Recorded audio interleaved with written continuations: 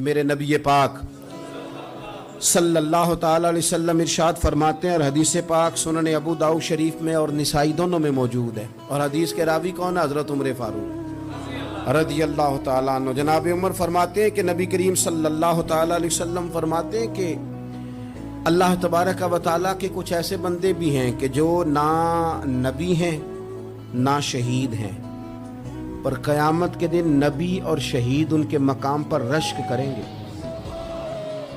اللہ تعالیٰ انہیں قیامت کے دن نور کے ممبروں پہ بٹھائے گا۔ یہ کون بندے ہیں یا رسول اللہ صلی اللہ تعالیٰ علیہ وآلہ وسلم جن کو اتنی اعزاز دیا گیا؟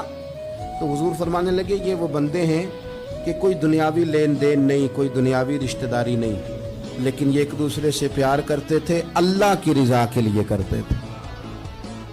نبی اور شہید بھی ان کے مقام پہ رشک کریں گے، رب نور کے ممبر دے گا قیامت کے دن، اور حضور فرماتے ہیں ان پر نہ کوئی خوف ہوگا نہ یہ غمگین ہوں گے۔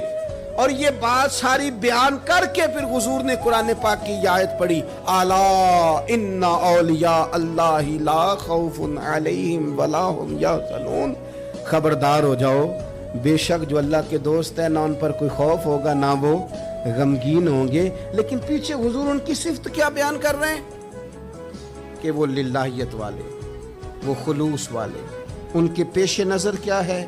اللہ اور اس کے رسول کی رضا۔